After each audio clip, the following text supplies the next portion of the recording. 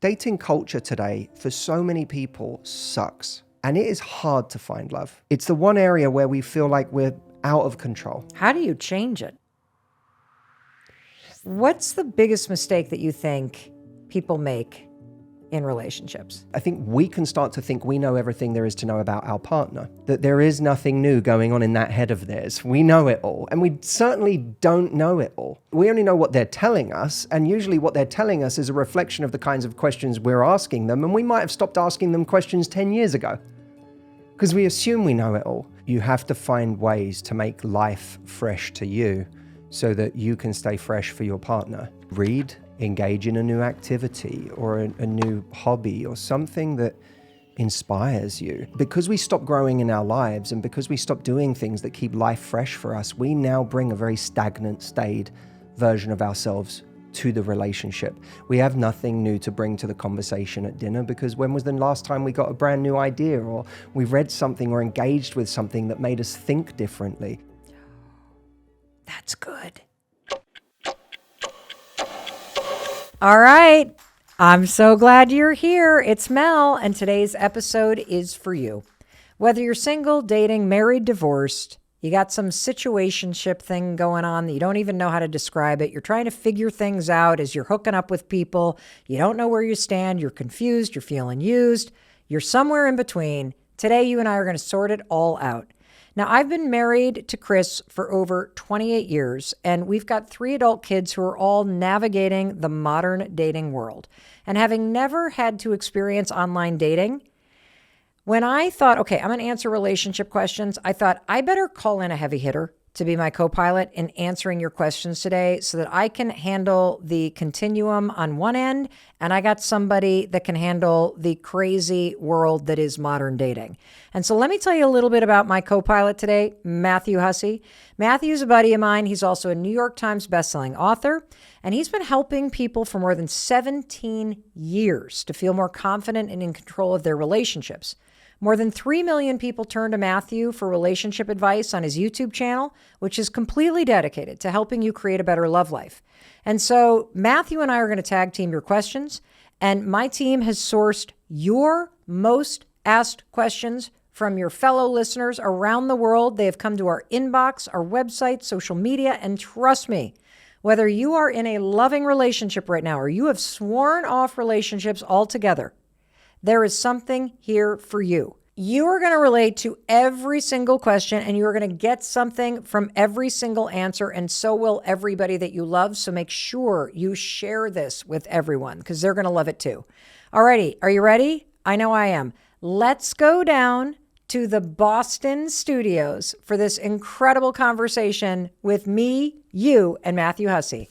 Let's do this. I think what I want to do, because you've been advising people on how they can get into successful long-term relationships for 17 years. I want to focus our conversation, I think, on what you've learned about successful long-term relationships, how to get in one, what are the attributes, and then I want to have a conversation about how you want people to think when they're single and navigating the dating world. So as you think about the just volume of people that you've helped, you have seen it all in relationships. What's the biggest mistake that you think people make in relationships? One of them is thinking that the things that your partner is and does that are wonderful are normal by the time you have been experiencing them for a long time. Wait, what? What do you mean? The things that your partner does that are actually wonderful, the things that they do that are their special qualities, the things that make your life better, more joyful, more magical, easier, the things that support you, all those little things that are magic, you start to think those are just normal things that are to be expected or that anyone would do in a relationship because you've had so much distance from any other relationship that your memory now has nothing to compare it to. People have a rude awakening very often when they go and date someone else, and they realize all the things that were wonderful about their partner were not normal. They were wonderful things about their partner. We do that in all of life. Human beings, in some ways, one of our greatest traits is that we're able to normalize things. Yeah. Like, we can go as an entire world during a pandemic. We can like normalize radically new conditions in ways that are truly inspirational. But it actually gets mutated into a very bad effect sometimes in relationships and in other areas of life, where that normalization of what is wonderful can make us think that it's normal.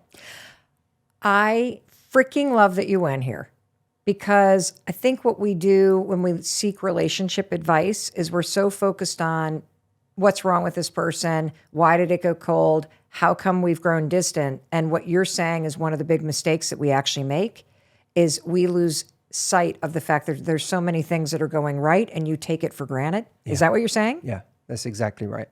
That's exactly right. Look at anyone who like flies in a fancy seat on the plane. Yeah. If they do it for long enough, they don't even think it's a fancy seat anymore. They'll find a new complaint with that. I keep thinking about the fact that, yeah, if you've ever been upgraded and you sit up front, it is like going to Disney World. You won't go to sleep because you're like, I have to enjoy all of this. I have to try the little hand cream, and I have to do I have to brush my teeth with the like airplane toothbrush. You can't sleep. It's so exciting. Yes. And people do that with partners. It's you may have someone who has truly extraordinary things. You just don't know they're extraordinary anymore because it's your life. Whoa. I think we can start to think we know everything there is to know about our partner. That there is nothing new going on in that head of theirs. We know it all. And we certainly don't know it all.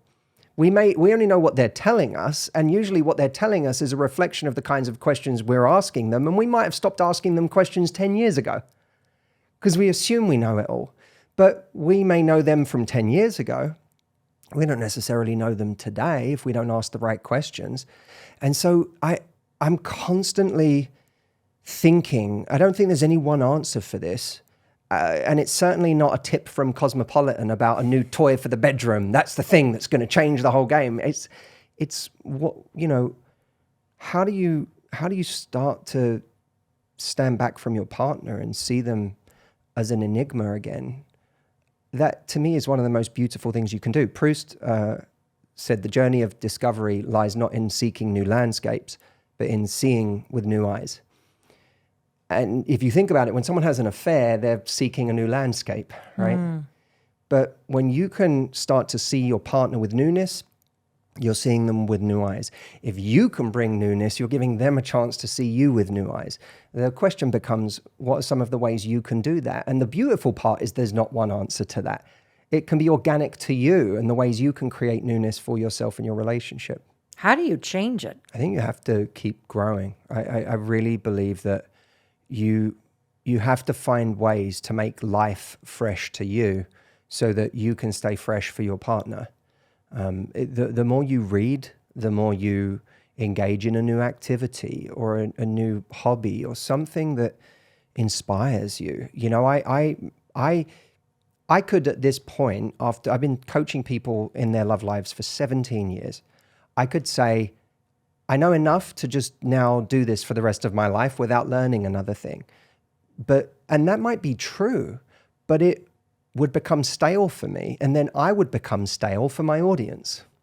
The thing that keeps me fresh for other people is that I stay fresh for myself. I do the reading and I look at what's going on and I have conversations with people. And so then I come back with an idea that feels new. It may be something I've said 1,000 times, but the way I just thought about it because of the thing that I just read, it feels new to me. And if it feels new to me, I'm going to convey that in a way that's fresh to you.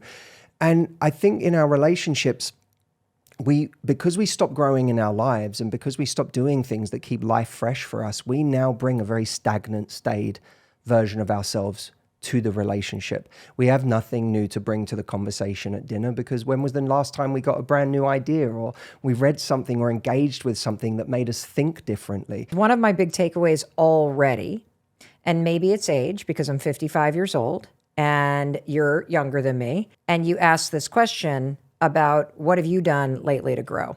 And I certainly grew up in a generation where it was all about finding somebody. And so much of it was about the search out there. And what do I need to do to attract that person, to find that person? The presumption being that that person out there is somehow going to come back over here and make my life more interesting, my life more amazing. And I think I've already just had this aha for every one of you listening and for all of the people that you love that you're going to send this to, that the single most important thing, whether you're single and you're listening to this, or you are in a relationship and you want to make it better, is that it begins with you understanding what you're bringing to the table and you looking at your own growth and what you're bringing either to your life as a single person or to the relationship as a person in a committed relationship. Is that a fair takeaway? It's everything. It's everything.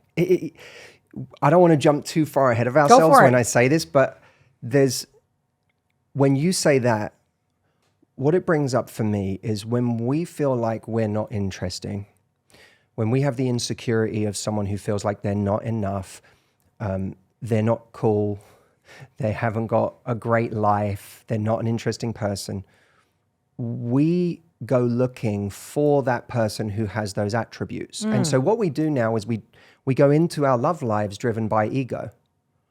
Not the ego of I'm so great, but the ego of I'm not great, I'm not enough.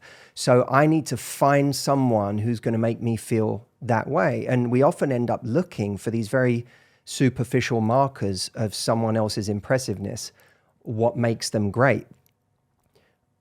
When you truly feel like you're enough, you don't actually feel the need to go in search of those kind of egoic things. You know, you're not, let's say, worried that, is this person I'm bringing home someone that is going to impress my friends? Are they going to look good on my arm? Right. Are they going to look good on Instagram? Are they, like, you don't care about that. You care, do they make me happy? You start focusing on how they make you feel, not how they make you look. And that's a huge distinction because so many people go out into their love lives worrying about how someone's going to make them look. And that's all driven by ego because we don't feel like we're enough. It's no different to the playground at school. If you didn't think you were cool, the last person you wanted to be seen with was another person who was uncool. That's true. You were like, if I hang around you, I'm going to get found out. Yes, we're both screwed. Yeah. So I need to hang around with people that I can disguise myself from, and other people might, by association, think I'm cool too. So again, at school, we looked for all these silly, superficial markers of popularity, status, looks, what they were captain of this or whatever it may be, so that we could feel by association like we were somebody. Now, if you just carry that forward, as many people do into their love lives, you keep looking for all of those superficial markers that are going to, by association, make you look like the person you've always wanted to look like. When you work on yourself, it's a very freeing thing because I'm not looking for you to be a certain kind of good looking or a certain kind of height or figure or this or that or money or status or lifestyle or whatever. I don't care about you being any of those things. I've got me. Right. Like I already feel good enough. So I don't need you for those things. What I want is someone I have an extraordinary time with. What I want someone is someone who sees me. What I want someone is someone I feel at home with. Those are the things that we start looking for. It's a very different thing we look for when we feel like we're already taken care of. Well, what I love that you said, and I want to take a giant highlighter and make sure that as you're listening to this, that you got this, which is too many of us are obsessed with what does the person make me look like? And so if I'm with this person, what does it look like? Versus how does this person make me feel? And so that's another takeaway in terms of the mistakes that we're making. And here's something I think a lot of people will relate to. I always think about, this is maybe a crude analogy, but I always think I am the house that I live in. Okay. When I go to a hotel, if it's a fancy, lovely hotel, I love the room, oh my God, I love the view, I never think of it as my status or my value or my anything. I'm like, I'm renting this room for a night. Right. This doesn't belong to me. Yep. It's not my hotel. Are we about to talk about one night stands? Is that where we're going No, right now? but- Okay. Well, you no, said no. renting for a night. I'm like, what's happening, Matthew? But I think of it as this is like, I'm just going to experience this and enjoy it for what it is. Got it. But I can't take it home with me. It's not mine. My home is my home. Where I go back to every night, Yes. that's my home. The picture that I hang on mine and my wife's wall that is a beautiful picture, that actually that affects my life every single day. Yes. The hotel that I stay in is irrelevant. It's just a nice experience. And I think we have to some extent, start seeing when we're with someone that we think is really impressive or has amazing traits, is very charismatic, is sexy, is all of these things that we get drawn to, that this is not our value. It's something we're enjoying. It's something we're experiencing, but we are the home that we go back to every night. The work we do on ourselves, the work we do to make ourselves a resilient person in this life, a wise person in this life, a person who's giving in this life, who has connections and love, that's our home. It's not the value that this person brings us. There are so many people in relationships that when they lose the person, they think they've lost their value because they started to think that my value is this value on the outside. And I don't think you can ever get the two confused. Well, I like that you have a visual, because when you fall for somebody, obviously there's so much chemistry and attraction and lust and sex and all of the amazing stuff that goes down when there is a new relationship and the chase is on and it's super exciting. And it can feel like a sexy, amazing hotel room. And so we can all put ourselves there. The sheets are fantastic and the coffee is so good and you can pull down the blinds and get an amazing night's sleep. And oh my God, and you can start to imagine, what if my own bedroom felt like this? But when the date is over, you know how you feel when you're back at home. And whether or not you've just been with somebody that makes you feel more of yourself, or whether or not you then go back to where you are at your home when you're alone and you start to question, did I say the right thing? Did I not do that? Are they going to call me?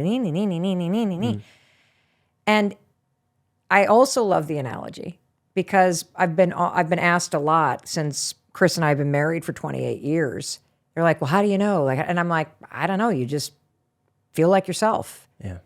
And so it's almost as if that right person, even though it might kind of be fun for a minute to feel like it's like a fancy hotel room, it actually very quickly just starts to feel like home. Yeah. And what you're saying is, too many of us get swept up in the feeling of all that shiny shit. And then when that's over, we think it means there's something wrong with us. And you're saying, no, you're fine. You were just in a hotel room. Yeah, and we think we've lost our value. We think that hotel room was our value. And by the way, if you see this on Instagram, the person whose whole Instagram profile is just them in fancy hotel rooms in some other part of the world, and it's like everything is that. It's you go, oh, this person has attached their value to these places that they stay in. And that's a very dangerous thing to do. It's always a dangerous thing Well, to do. you can see it everywhere, Matthew. I mean, literally, I think a lot about how extravagant people have become with their proposals and their baby announcements and all of that kind of stuff. I don't know if you did that or not. I don't know. Like, We're the complete... I proposed to Audrey in our bedroom. We're very like behind the scenes people in all of those ways. But I everybody needs to do what makes them feel amazing. But for me personally, I see a lot of emphasis on the show and not the substance. Well, the way that I have always talked about it is this, that I'm kind of obsessed about how we tell love stories to ourselves and what we define as a love story. Like, what qualifies? I don't know. That you make it? I don't know. Well, what defines it as a love story? That's interesting, right? Because if you take half the movies we see, they definitely don't make it. It's true. But we call them love stories, and it can get quite dangerous. If you take Titanic, like, there's something a little odd about watching a woman who's nearly 100 years old still dreaming about and thinking about a relationship that wasn't even a relationship with a guy that she met on a boat and was with for about 5 days.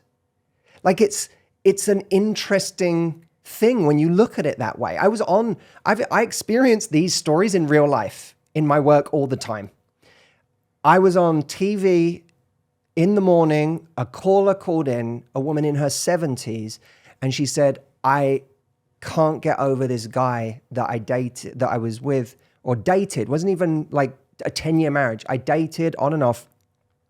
And I said, well, when did it end? She said, well, he stopped calling me 30 years ago. Oh my gosh.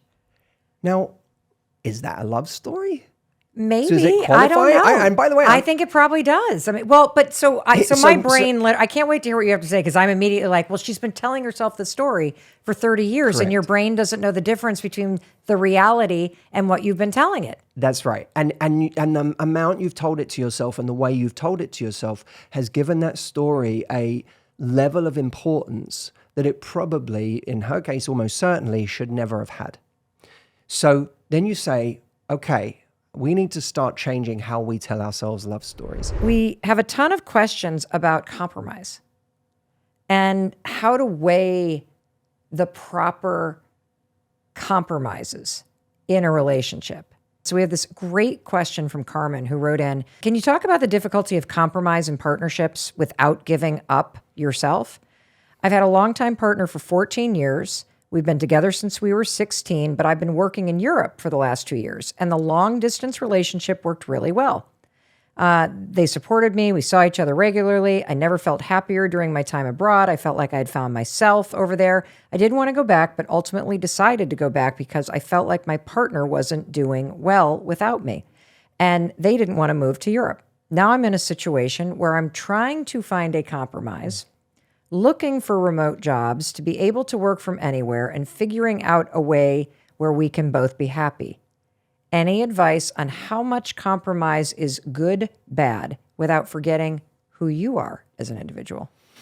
So there you have a compatibility issue in the way that two people want to live their lives, right? Even if you share many of the same values, even if you have an incredible time when you're together, if you have a different vision for your future, or a completely different vision for the present, then that's still a compatibility issue. I think we have to get out of this idea that someone can be the right person, even when the way they want to live their life or the way they see their future is completely different to the way we want to live ours or see our future.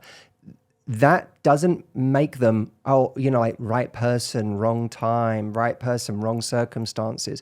I think the right person has to be both right and ready. I think the right person has to be someone whose values we love and also wants the same life as us. I don't believe in this idea that you have the right person who just, if it were only a parallel universe where they loved Europe and wanted to be there and live there and weren't close to their family back home and didn't, then it would be perfect. That's science fiction.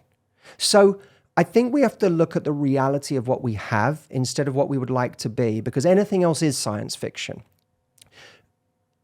When I hear this question, I go, it's tough because it sounds like there's a lot that's right with the relationship, but right now, your dreams are taking you to Europe and a job that you really enjoy, and this person doesn't want to come to Europe. Now, firstly, that deserves ultimate compassion for the person who doesn't want to come to Europe. Of course.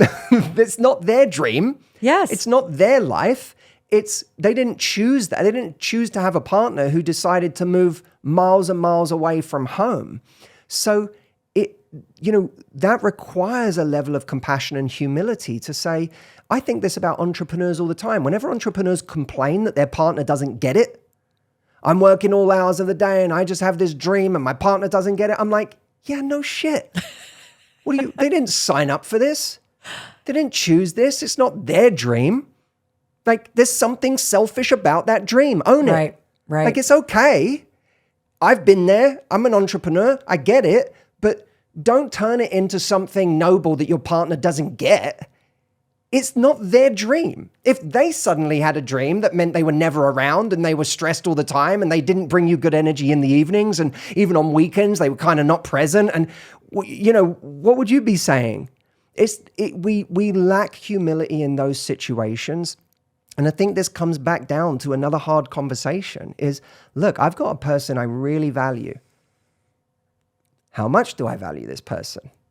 Do I value them enough to try and find a job that I'm passionate about back where we're from?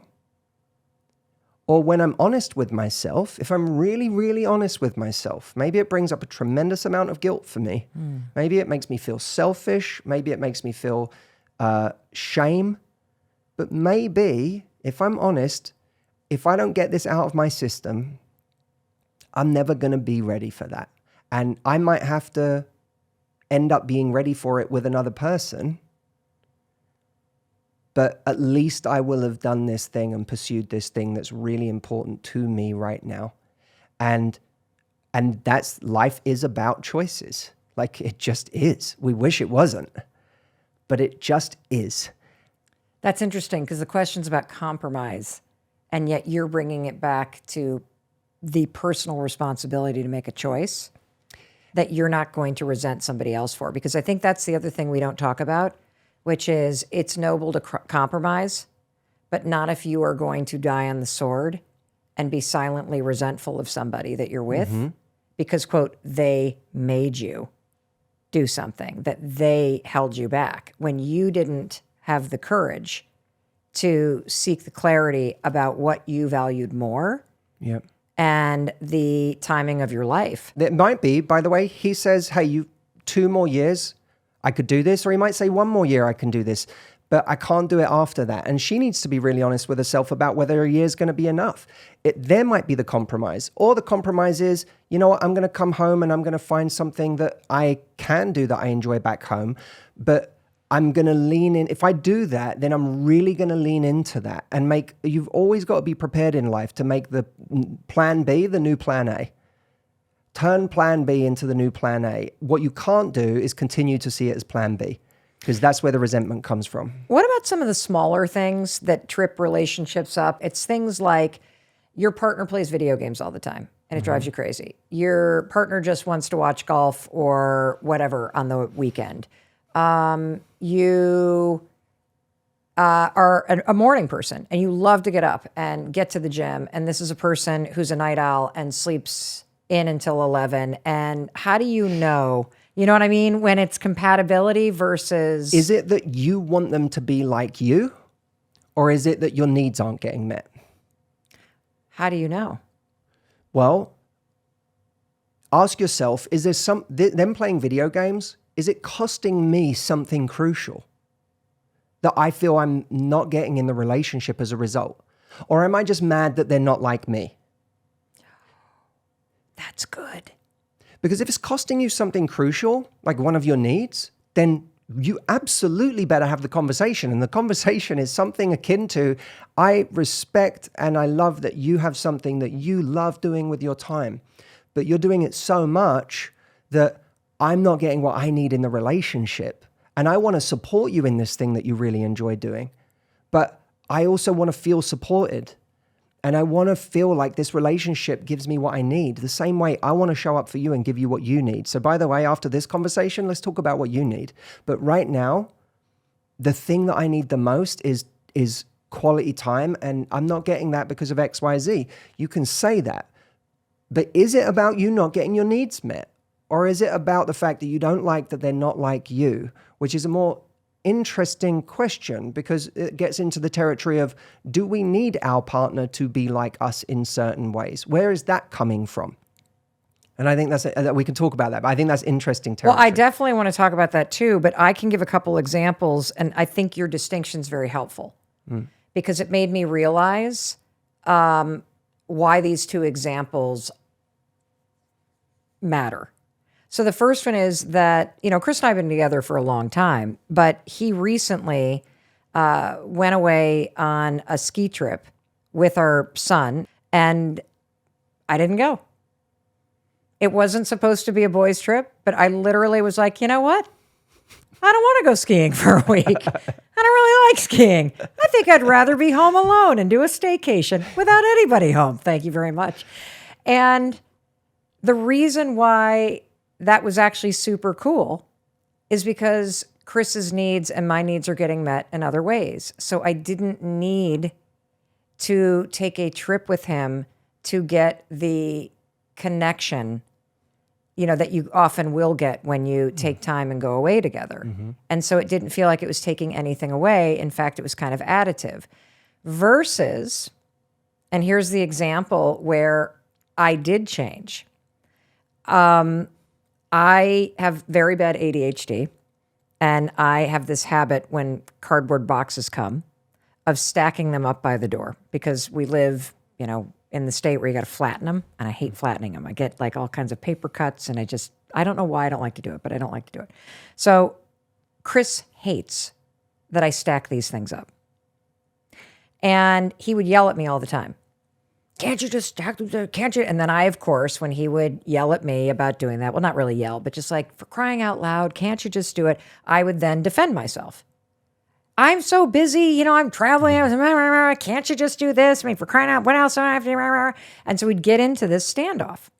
And it wasn't until he sat me down and had the conversation. Listen, I get that you have ADHD.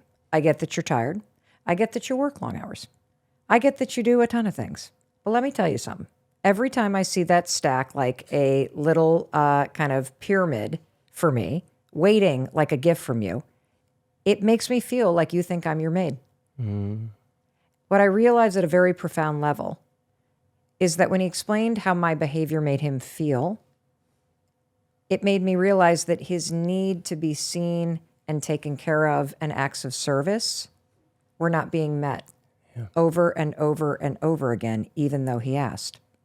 And that's what motivated me to change my behavior. I am the best cardboard box flattener on the planet, Matt.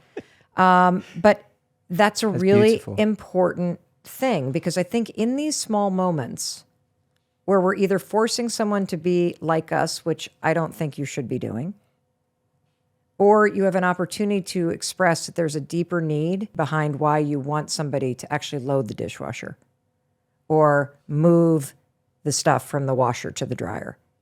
That if you can express the deeper need, now you're strengthening the connection versus fighting with somebody over something. Yeah, that's exactly right. You're giving someone in a relationship a real gift and an opportunity to give you something that may not be rational. And by the way, that's okay. How many things do we need in life that are not rational? It's true. It's a beautiful thing sometimes to just understand that this is important to my partner and it's worth showing up for them in this way, even if it doesn't make sense to me. But that only works in two people who are a genuine team, where it feels like that kind of generosity of spirit goes both ways. Do you have a strategy for how you know if something's a deal breaker? Because I do think a lot of people don't truly understand what is a deal breaker and what's just something you need to be more flexible about. So in the case of the partner who's let themselves go, or the partner who is struggling with drinking, or the partner who has anger issues, or the partner who, you know what I'm saying? Well, to your point, we could take them one by one, but let's say the partner who's let themselves go. I think that the default with someone you love is always compassion, not judgment, because that must be hard for them. If someone's let themselves go, I know when I've let myself go in life, it didn't feel good to me. And, there was, my mind was in a certain state when I was letting myself go. And that is, that has to be met with love and compassion. Now, one of the things I want to make sure we at some point touch on is the compassion we have to show ourselves and what that looks like. But outward compassion there is really, really important. But you have to ask yourself, if this was taken to its extreme, which either means it keeps getting worse or this person stays this way for the rest of their life, is that compatible with me loving myself? Is it compatible with me taking care of myself? And part of taking care of myself is being in a relationship that supports my needs. And you have to go into in what ways does that affect your needs? Well, we may say in the short term, it affects my needs sexually, let's say. It's a hard place for us to go, but if most people are honest and they say, my partner has let themselves go to the point where they take no pride in their appearance, they take no pride in their body, they're not in that place, and I'm also not in that place, and this is something that's really, really important to me. It's no judgment on them. That's why I say we have to start with compassion. Well, it's interesting because if you start with compassion, even when you're breaking up, or you start with compassion and you're having a hard conversation about how somebody is mentally or physically, and you start knowing that this is hard for them and you still love them, but you also have to kind of have the conversation for yourself, because it's not fair to somebody to silently be mad at them or silently judge them. And if you find yourself talking more to your friends about it. No, and it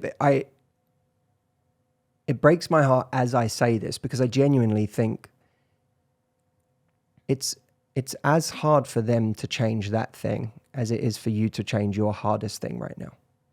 Like, we have to start looking at these things that way. That this thing that affects you, it is as hard for them to change that as it is for you to change something you're finding nearly impossible to change. And when you look at it through that lens, there is no judgment. It's just compassion. And the most tragic and heartbreaking thing would be if that thing that they couldn't change over time spelled the end of this beautiful relationship. That's the part that you have to connect with yourself, that's truly heartbreaking, and that at a certain point you have to connect them to that as well, because it's the last thing you want.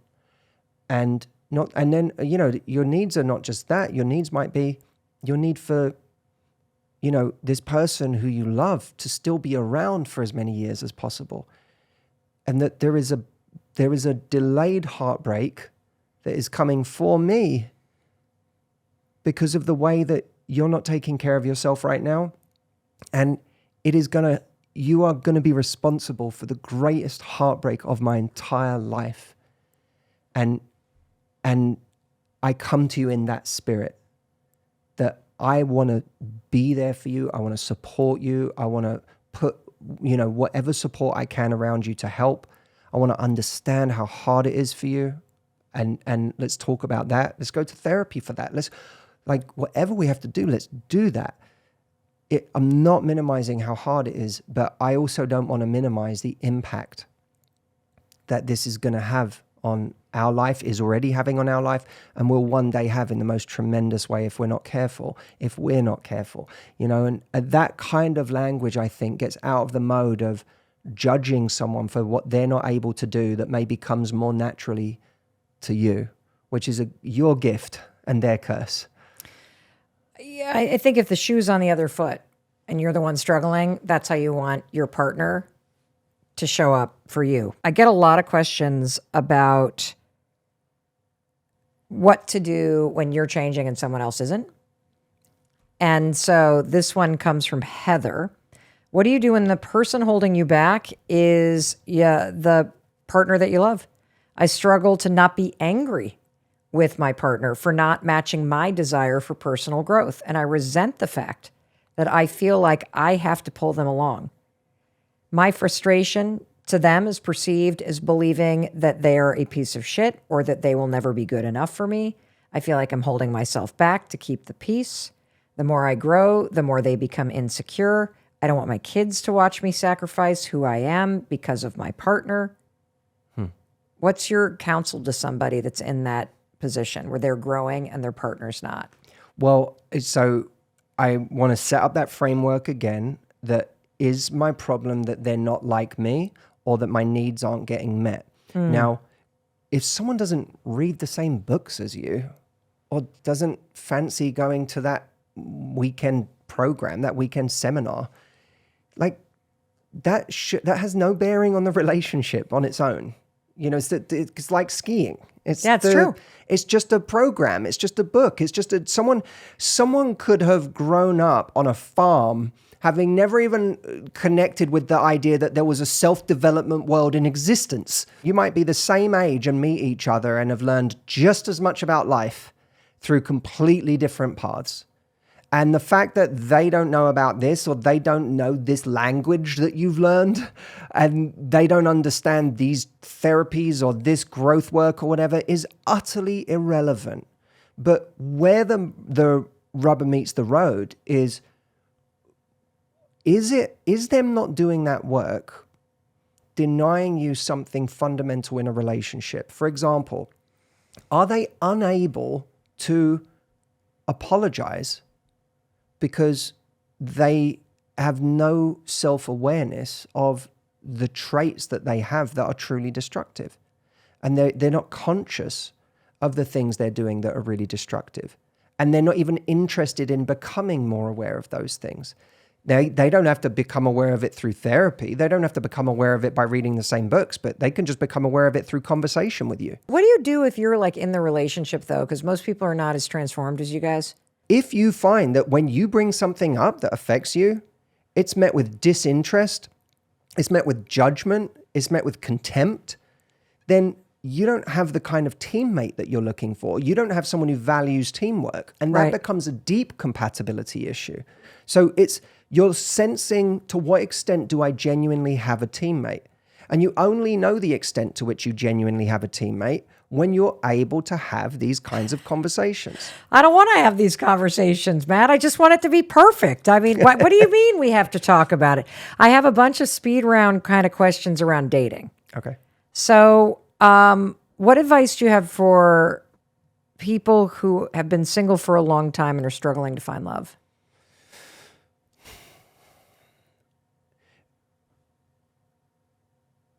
First, the story is almost certainly now going to become, if you're not careful, your biggest enemy. Because there is now it's not just the pain of loneliness, that pang of, oh, I wish I had someone and I don't. It's the story I've told myself about why that is, that I'm not enough, that I'm undesirable, that I'm always the person before the person they marry, that all the good ones are taken, that there's a story now that's no longer serving you. The greatest gift you can give yourself is don't try to fix your loneliness or the fact that you would really like to meet someone. That's a part of being human. There are going to be times where you feel lonely. There are going to be times where you ache because you'd really like to have someone in this life. But the thing that turns that pain into unbearable pain is the relationship you have with your loneliness, the relationship you have with being single. And so much of that relationship is defined by this story that gets created. Loneliness, the ache of wanting someone and not having found them, is like a chronic pain. It is a chronic pain. It's just a chronic emotional pain. How do you change it? Because it sounds terrible. Firstly, the deeper work is changing your relationship with it. The more surface level work is you do everything you can to make it inevitable that you can meet someone. And what are those things? Well, firstly, get comfortable with where you are. Because if you can't get comfortable where you are, then anytime someone comes along, you will join whatever cult comes your way because you just want to get out of pain. So you have to get yourself to a place where you're happy enough without someone. You don't have to be blissfully happy, but happy enough that you can always say no to the wrong thing, because you will find the right person faster if you can say no to the wrong people quicker. Great. So you have to be happy enough that you can say no to the wrong people when they come along and not grip onto them. Give yourself a kind of portfolio of investments in your love life. So there's nothing wrong with online dating. It's one investment, but it shouldn't be your only investment. How are you investing in your social circle? Are you still hanging out with the same 3 friends that you've been hanging out with for the last 10 years two of which are married, and one of whom you love, but she never stops talking shit about men. And she feels so disillusioned that she's like, screw dating altogether. Well, that's okay. Be that person's friend, but that can't be your peer group for trying to improve your love life. So start saying, have I got the right people around me who are opportunity generating? Are they the kinds of people that say to me, hey, let's go do something today? And let's not just go do something where the two of us do something on our own, but let's go be in a place where there's other people. Are you joining communities? If you run, why aren't you in a running club? If you really want to meet someone and you're running anyway, why are you not part of a running club where there's 50 people there that can become an entire new community for you, some of which may be right for you, one of them may be, or even if no one there is right for you, there are now a community of people that are more likely to invite you to their individual birthday parties where their brother is single or their sister is single or there's someone there that could be the right person, all because you put yourself in a new community. Now, if you say to me, my time's all spoken for, start looking for the things that you already do in your week. You keep going to the class at your gym. This is the thing people always say, oh, Matt, you think there's anyone at my class in my gym? There's no one there. Are you going to the only gym in your city? Like you're telling me that's the only fitness class going on in your city. Switch classes. There. Entire new group of people right there. You can't go to a different church one weekend so that you meet a whole different group of people. There's more than one place that does the things you enjoy.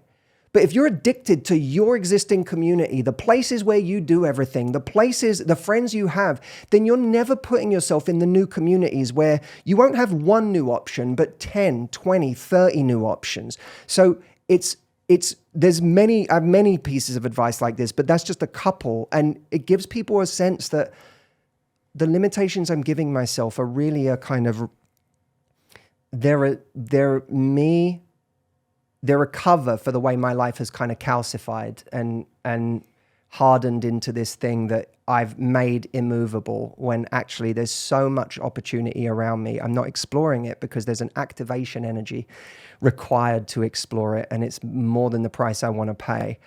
What advice do you give for just the scene of so many people doing online dating and the fatigue and the anxiety and the frustration that comes with just feeling like there's a lot of cycling through and flaking out and being ghosted as you are out in the world dating? And let's say you've taken your advice, which I think is so important for everyone to hear, that online dating is not your only option. And I think people have really relied on that and pulled away from communities and putting themselves out there and joining different churches and trying new things and joining the running club and just being more open in day-to-day life. Yeah.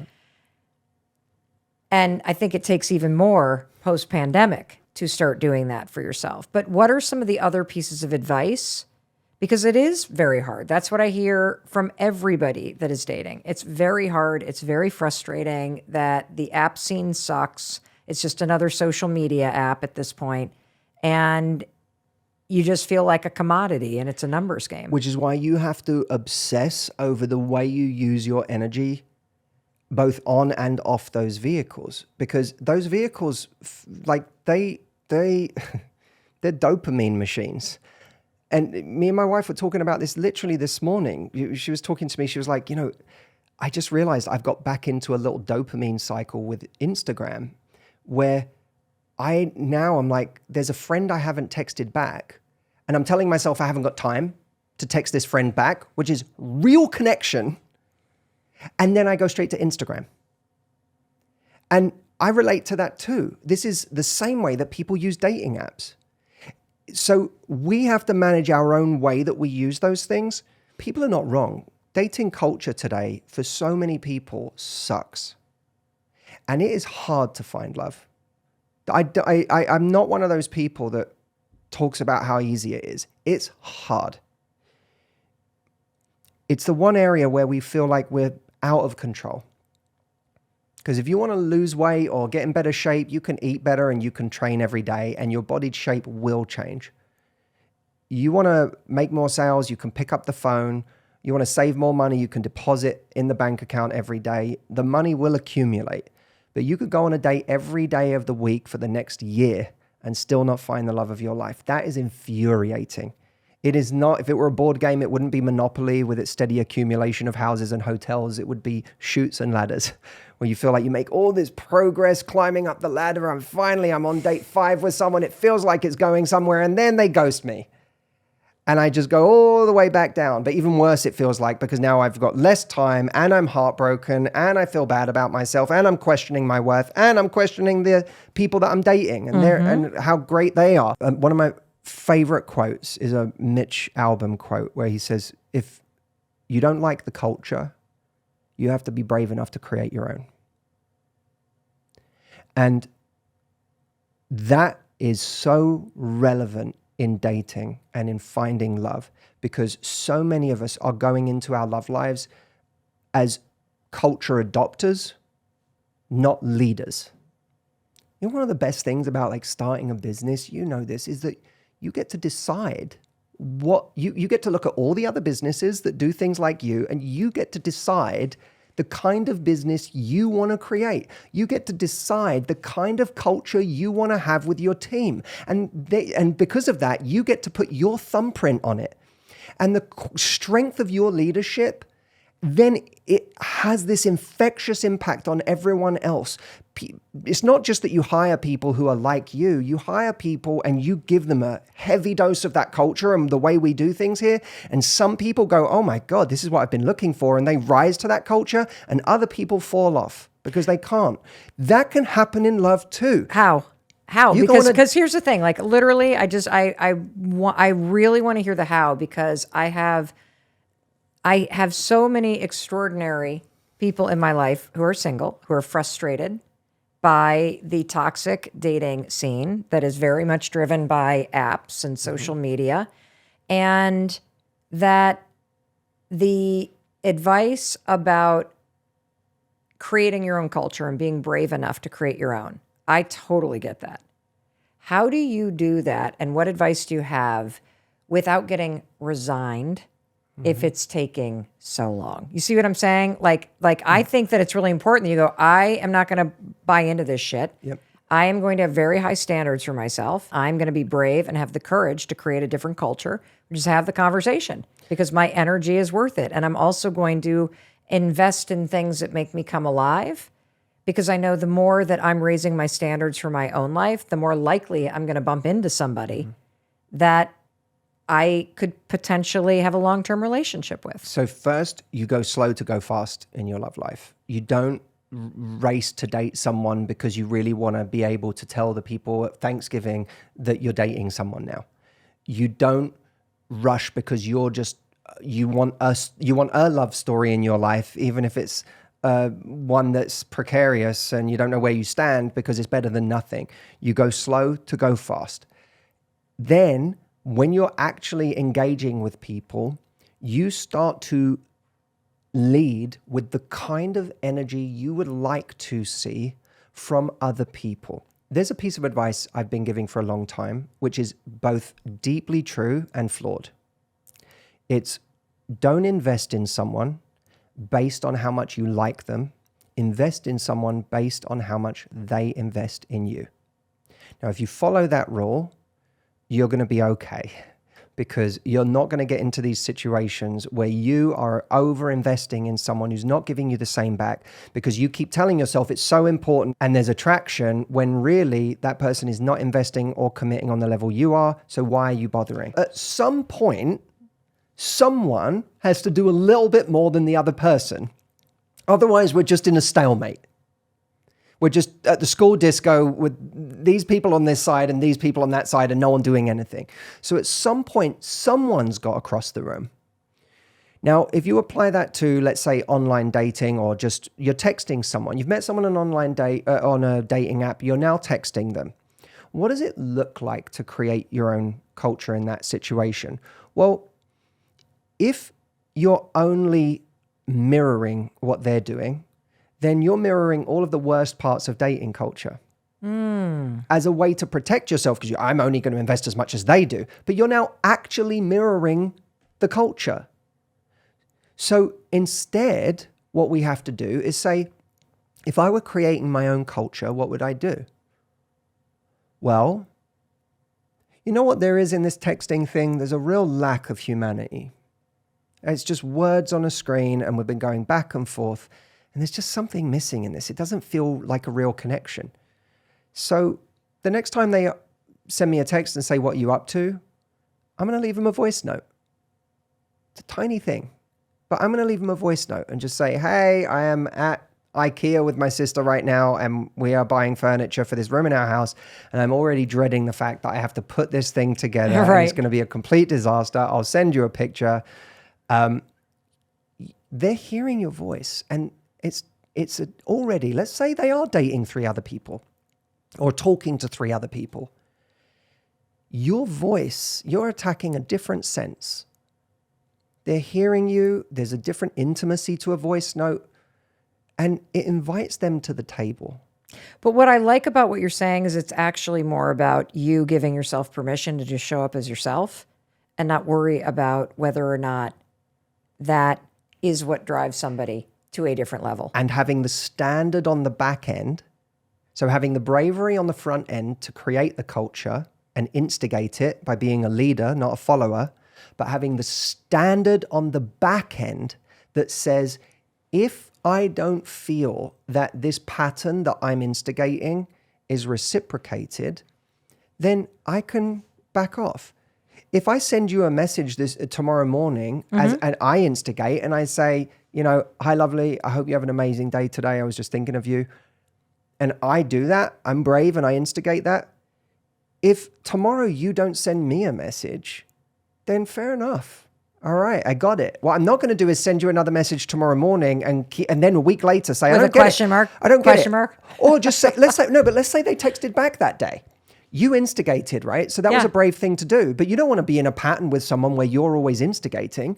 So if the next day they don't instigate, or you find that you're the one constantly instigating, then you back off. What you don't do is keep instigating. They keep texting back and you say, I don't get it. They must like me because they keep texting me back, but they never, I just wish they'd asked me on a date. Well, you are setting up that dynamic by having no standards on the back end of this. So that's where you mirror. If you create the culture and then they can't reciprocate, then you go, okay, I'm going to back off. You model first, then you mirror. But what we're doing is mirroring someone from the start.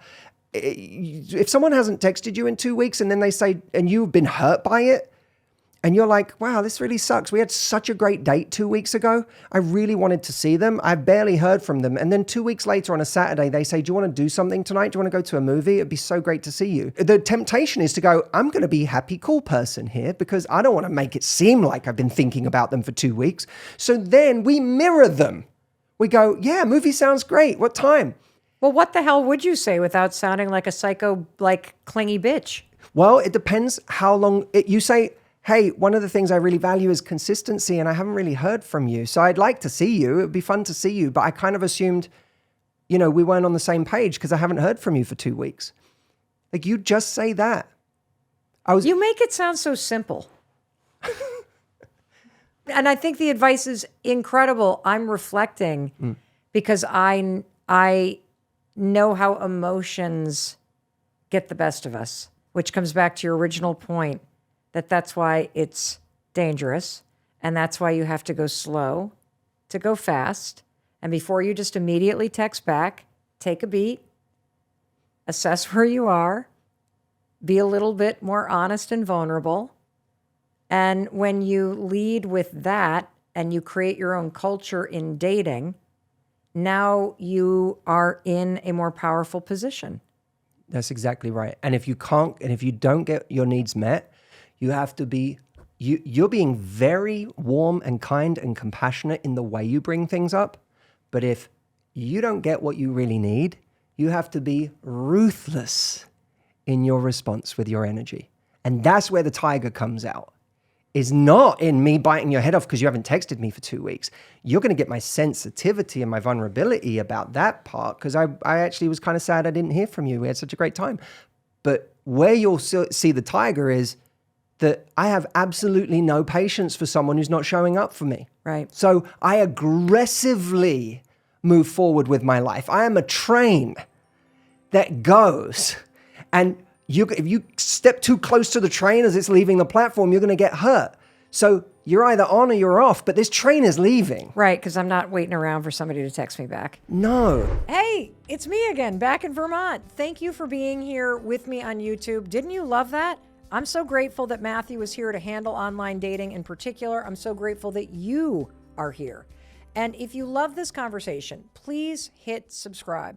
That's how I know that you are getting value out of this content. It also supports me in bringing you world-class experts, and helps me bring you brand new videos every single day. So thank you for hitting subscribe. I really appreciate it.